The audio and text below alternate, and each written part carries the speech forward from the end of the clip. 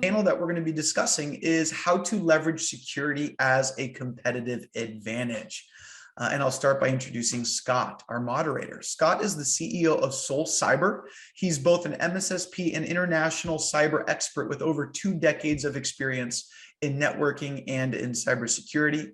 He was instrumental in building a global multi-path route to market for well-known cybersecurity companies, Dell, FireEye, and Symantec. I've personally known, worked with Scott for many, many years. So I will pass it over to you, Scott, to carry us forward on this panel. Thank you very much. Awesome. Thank you, Theo. And if I don't hear anything otherwise, I assume my sound and picture is coming through fine. So looking forward to this. We did it last year. What's funny is the cybersecurity space is relatively small, but I have not had the chance to actually bump into Dick in the various and sundry jobs. So Dick, I'm really looking forward to this conversation. Dick's background is currently CTO at Proof Labs, but has a broad background in quite a bit of other technologies, including some government work. So Dick, I know you were the CISO of the New Mexico Judicial Courts. I believe you were in the Army as well, and an NSA analyst. And then I think you served for 5 years as cybersecurity lab director for the Secretary of Defense. So we're really looking forward to having you on board and just sort of tapping into your cybersecurity, leadership and some of the other experiences you've had on things like the Forbes Technology Council. So looking forward to this conversation. Thanks, Scott. Absolutely. Yeah, nice to meet you too. I do think it is probably kind of odd that we've not bumped into each other or done a session like this before. So nice to meet you. Pleasure. Now, I think we actually have one of the more interesting, and by interesting, that could also be challenging segments, because security as a competitive advantage is a little bit of a challenging topic for a lot of people, because it starts running into things like compliance. It starts running into things like upselling into the board level. So maybe let's just start with a general overview from your standpoint of, like, when you start thinking security and a competitive advantage, where do you start when it comes to a framework in your head of how you sort of approach that concept? Mm-hmm. Well, you mentioned competitive advantage there. And so if you're the CISO, you are responsible for looking around at the market that you're in, or looking around at your peers that exist, to your left and right. And you've got to decide what are they doing that meets their customers' needs, and how is security involved with that. And so that's going to touch both the business lane and the security lane. But you can benchmark yourself against those peers. And if you've got the right numbers and you've got the right metrics, which I know we're going to probably talk about that in a minute, you can use that information to say, this is how they perform. They spent this much money on security, and their numbers went up. And so there is information out there, but you've got to do your research. So I think that's one way that you can kind of grasp onto that as the CISO, is to look around in your industry, try and find near peers, and do some benchmarking. Yeah, that makes sense. We talk a lot about inside-outside security with a lot of the people I know, which is you're trying to secure your organization, which is, I think, is where most people sort of think, right? When most people think cybersecurity, it's like, how do we keep from being hacked?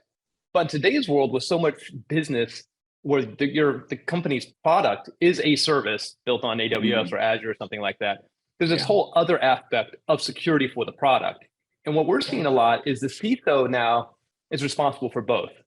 And so when you start thinking about this, with your background, you say, okay, well, we have to protect our employees and our infrastructure, and we have to protect our product. How do you sort of go about, blending those two into an efficient and effective process? Model that works together. Yeah. Great question. I am not in the bio there, but today I am the Chief Information Security Officer for the Albuquerque and Bernalillo County Water Authority. So our water utility here that serves, about 1 million people. So that is definitely a situation where our product, which is the water and the system that moves the water around, has its own very unique security requirements, which are very different than the corporate, establishment and enterprise tools that we use to just get our bills paid and, take care of HR and keep our files in order. So the way, the security planning around those two different spaces is definitely, you got to take 2 different approaches.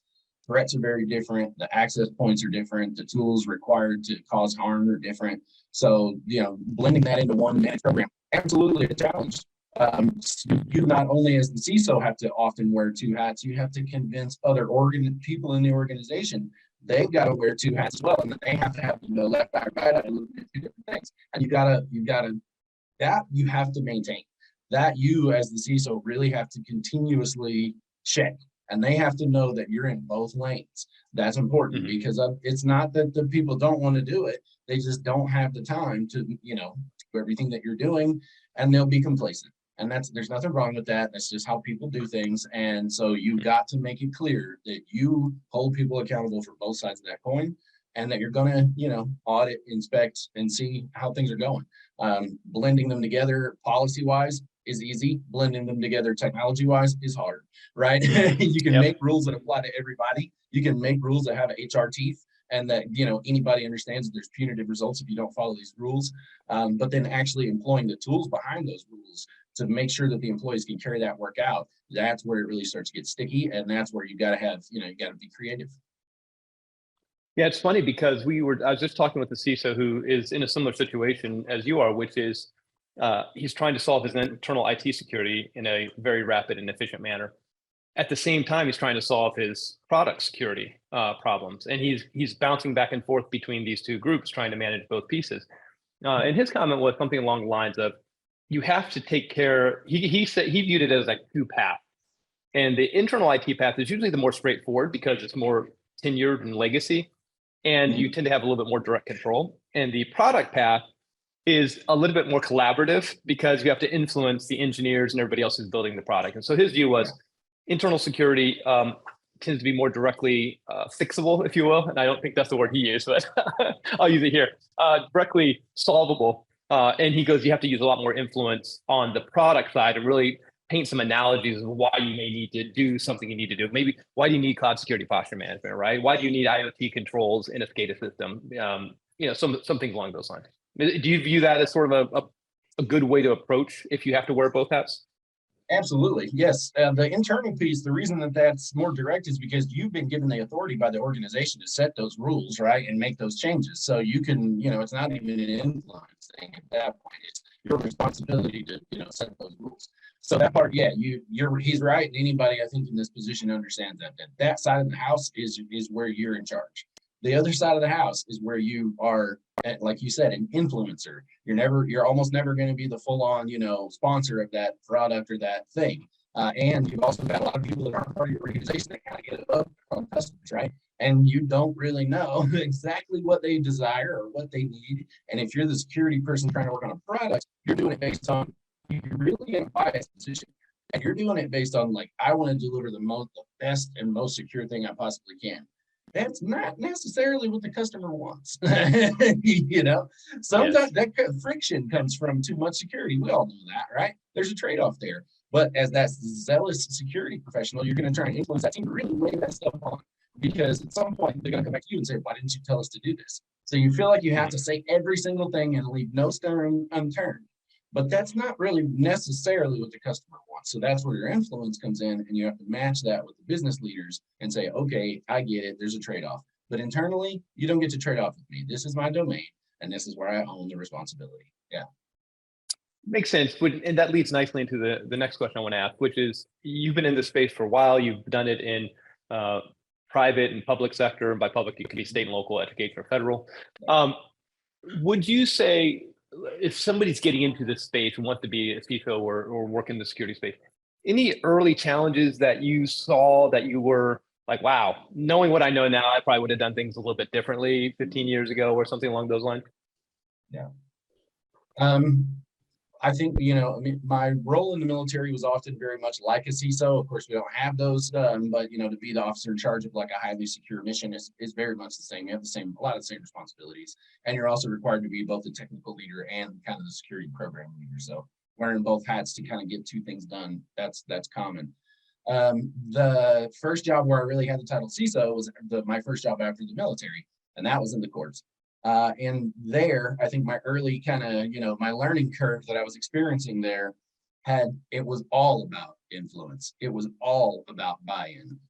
Everybody already had the desire to be secure. The culture, especially in, most government organizations get the culture right pretty well. They may not spend the right money, they may not have the right people, but the culture's there. And so for sure the culture was there. But there had not been a CISO for a while. And there was just so much I hate to say political, but, influencing people that were the other decision makers, understanding where my authority line wasn't, How did I use the CIO's authority to help me achieve things? And how do I, just go one-to-one and influence people that don't generally talk to the IT department? And I had a lot of customers like that. And so for me, it was being a very face out front in the organization. It was statewide, and it was making myself a personality that people knew, so that when there was a security issue, they felt very comfortable coming directly to me. They knew that I wasn't going to be a punitive person, that I'm not sitting around with, a big threat from HR saying, if you click the wrong thing, bad things are going to happen. I never talked to anybody like that.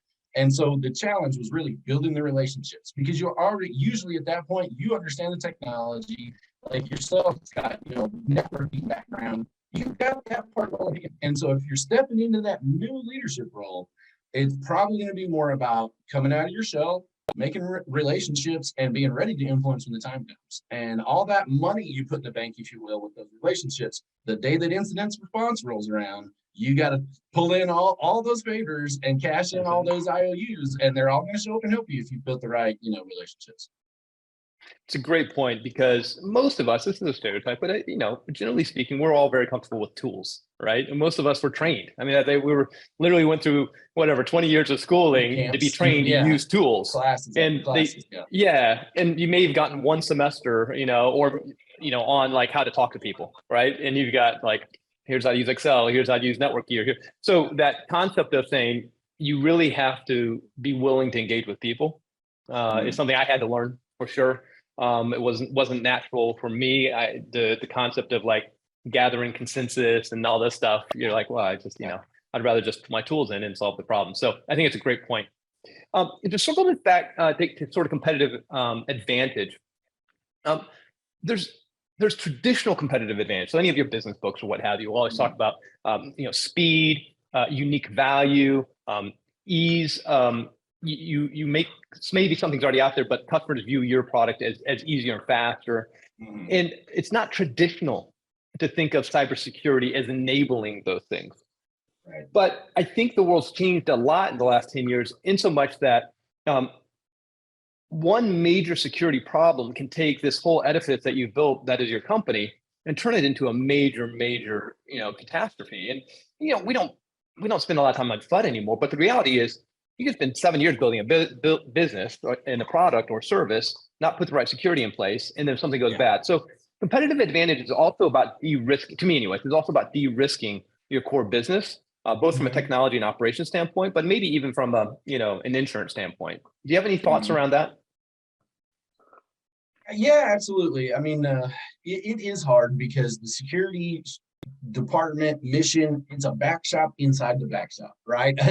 And so to represent your value to the senior C-suite level or the board, it is hard, because you're buried in most organizations. And even if they're really focused on security, your budget is even still inside somebody else's budget. So you're making these justifications, you're making these explanations through a lens, through a filter out. And that stays challenging. So how do you use that to explain that our security initiatives make our product or our company have that advantage? I think kind of like you said, if you can set those kind of plans, let's say it's a technical product design, right? Let's say you're making an IoT device. That's what I nerd out on all the time. It's IoT, right? So let's say you're making an IoT device, and you've got to make some trade-offs around, like just what we were talking about before. You got to make some trade-offs between security and functionality. Well, the security team can come to the table, and if you can do quantitative analysis, right, and say, let's say it's whether or not you're going to install a certain chip or a certain feature inside that device. You say, hey, if we're going to do it, it's going to increase the price of the overall device by $5. If we don't do it, the odds are is that people are not going to buy this device, right? And that's how you have to explain it. There's been, let's say I just want to pick on Ring doorbells, but let's say you make video camera doorbells. There's been 20 headlines in the last 2 years. You take this to your leadership as the CISO, and you say, I've done my research.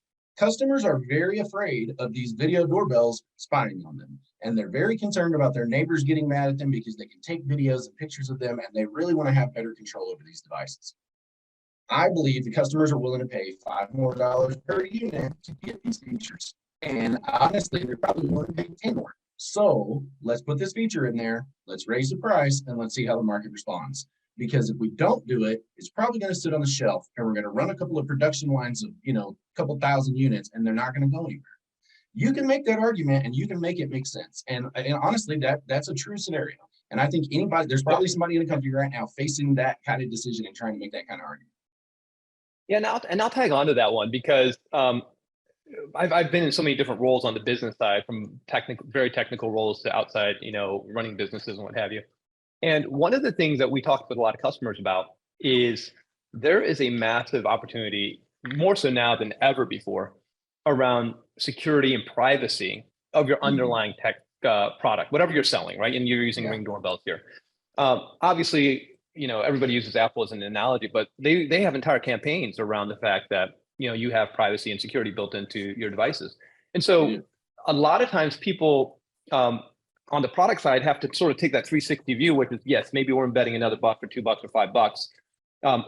But can we actually market that and have it be a differentiator and get ahead of the competition? Because we'll now probably have to chase and catch up, because all of a sudden everyone's going to be like, well, this company has a secure product and that company doesn't, right? So I'm going to choose them, even if it costs an extra $10, because now that problem's off my plate. Maybe I get to check by using that with the security. Maybe I get to check box something on my side that says, as a customer, that says, look, encryption's embedded into this, right? Or individual use and privacy around the administrator is built in. So now I get to check that that's now done. So I always try to encourage people to not just think about the product, but think about the opportunity around the marketing and whether or not you can build security and privacy into the marketing pitch, because you may be able to get value add from those components. Well, I want to touch on your Apple comment there. Absolutely. When I talk to lay people, if you will, and they say, oh, you're a cyber expert, that's a question that comes up all the time. Even people that aren't like heavy computer users, are Apple phones actually really more secure? And they say that, and there's, people that own them and really believe it. And they'll say with confidence, like, oh, I have an Apple phone because this is more secure. Right. And then people ask out of curiosity, like, I don't want to sell money for an iPhone because it's so much more expensive than what I have in my pocket right now. So is it really worth it? And I'm not gonna, I guess I'll reserve my comment. But the point there is that they effectively put that rumor out there, if you will, and they turned it into a cultural knowledge piece for people that don't care about security and don't care about computers, but they still got that idea in their brain. And it absolutely influences some people to buy those units. It does. I mean, and probably on the order of a couple million on any given run. There's some people making that choice to buy that device because of that, for sure. I mean, listen, my parents are definitely late adopters on any technology. We'll just put it that way. But they view, they have iPhones and they view them as the more secure, it's the safer phone. Yeah. And so they got that. It wasn't from me. They got that from the ether, right? So, but it does matter. Yeah. It does matter. All right. So the other component about competitive advantage I want to talk about is one of the things that we're trying to do at Soul Cyber is blend the operational security pieces and trying to make people's lives easier from a business risk standpoint. And then obviously we want to move into a compliance standpoint, but business risk for us, we try to get everybody to get cyber insurance really easily and faster.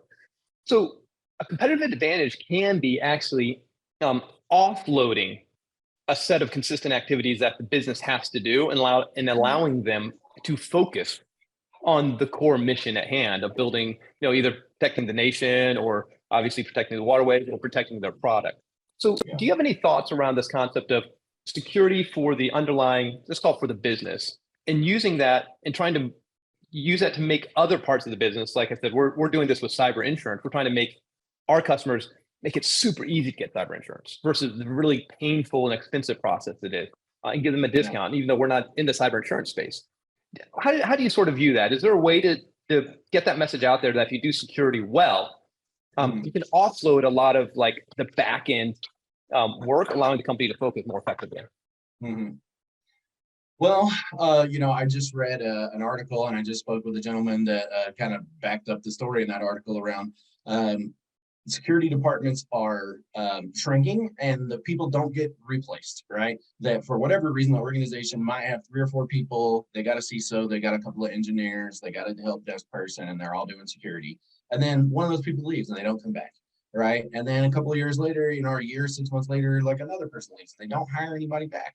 And so now you got 2 people, right?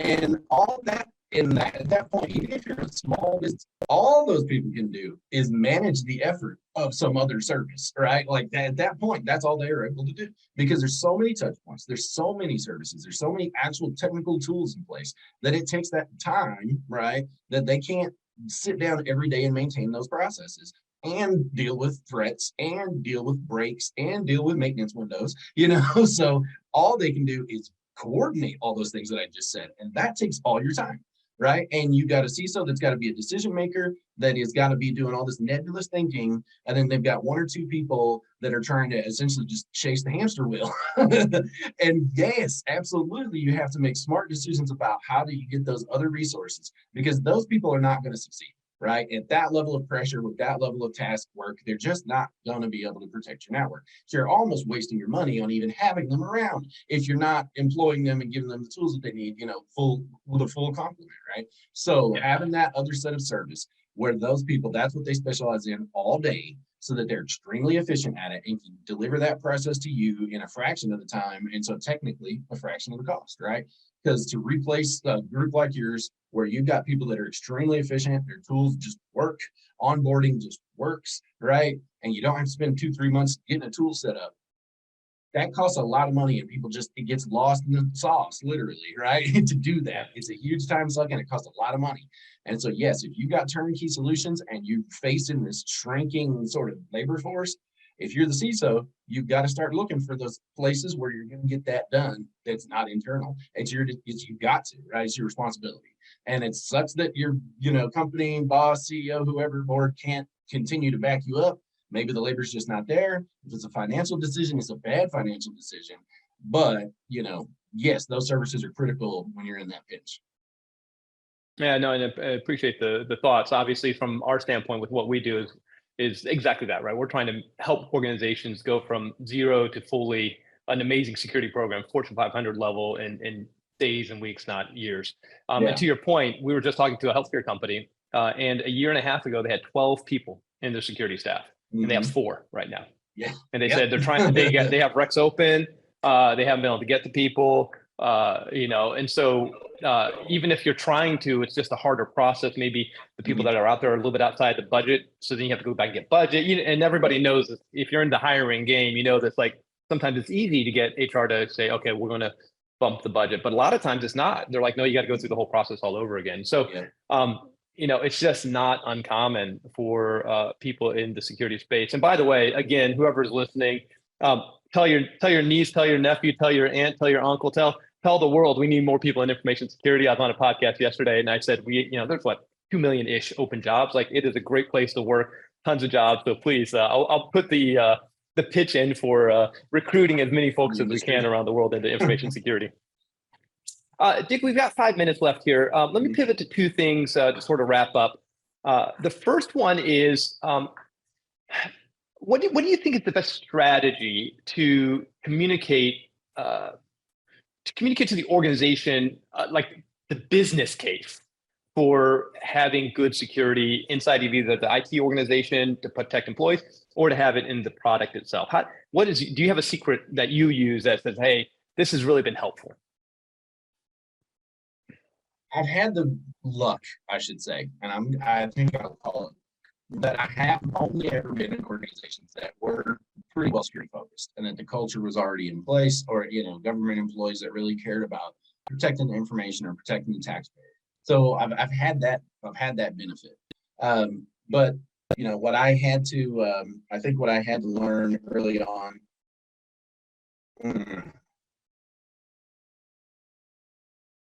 I'm sorry, say that again. I'm trying to think. Ask me that question. Well, so it's like, what is the best strategy to convey, security value to the organization for a stronger business case? And I'll give you an example on my side, which is, and I learned this from a sales guy. And it was, as an engineer by nature, it was sort of, He goes, people buy on emotion and justify on logic. And so his approach was, you have to have data, but you have to have the story. And so this is a silly example, but this is 30 seconds. If you said something like, hey, ransomware is terrible. Everybody knows it's terrible. 1 in 3 companies are ransom. We don't want to be 1 in 3 companies. It's going to cost us, here's your stats. It's going to cost us, $100,000 a year. We're currently spending 30. We need another 70. But for every ransomware, it tends to be a $2 million situation for a company like ours. So all we've done, and then we can get our cyber insurance more quickly and more efficiently. So we're going to save man hours there. And so I call it, like, we help companies with a lot of these mini business cases for both the product and their underlying security teams. And then we try to help them with a little bit of a story or narration to make it less dry. Yeah. So, okay. So what I used to do, and and again, it's if you can use things that are actually happening. FUD is always magic, right? FUD is just like good at it. Where I would try and bring value to the table and explain to people that when you agree with security initiatives, it makes your life easier, right? And so that was usually what I tried to do. And it could be money-based, it could be effort-based. But what I would explain in the scenario is I capture the frustration of someone who says, like, we always get up to this stage in the project and then security shows up and ruins everything, right? And I hear that, right? And I say, all right, like, that wasn't my fault. Let's find out what happened. And let's kind of walk back into the business process and see where should have security shown up earlier, right? And then make sure that happens next time. And anytime I hear somebody that says, oh, when I do this, security stops me or I can't do it, I would find those friction points. And that's where I'd start to explain how we deliver value, both on money. Hey, we bought this tool to make your life easier and we trained your staff on how to use it, but nobody uses it correctly. So what's going on, right? And then you have a chance to have that conversation. So you can build value within the organization by when you solve somebody's pain point or when you can kind of bring them onto your side of the table to say, I'm going to help him do this, then they understand the value of those dollars spent. They understand the efficiency that they gain and how it gets them through their process faster. So I think that, really it's use those real tangible problems and they become endeared to you, if you will, after you help solve them, and just bring numbers along with it, right? Like you said, tell the story, then motivate them emotionally. Like, I'm your friend and I'm here to help. And oh, by the way, this is how it makes money. Yeah. Lead with the help first. I love that. You brought up something that's near and dear to my heart, which is we have a lot of people that are just like, I just don't know if things are working. And so we really try to be very clear on how we can give them confidence and assurance. There's a great quote that said, humans can handle good news and bad news. What they can't handle is uncertainty, right? And so you don't want to come in and just go and lead with uncertainty, right? But it's amazing how many people want to do the right thing. You keep saying that everybody wants to do the right thing. And they actually have this existential concern that they don't know if something bad were to happen, they would be able to know. Would they know? Would something light up? Would somebody see the thing that lit up?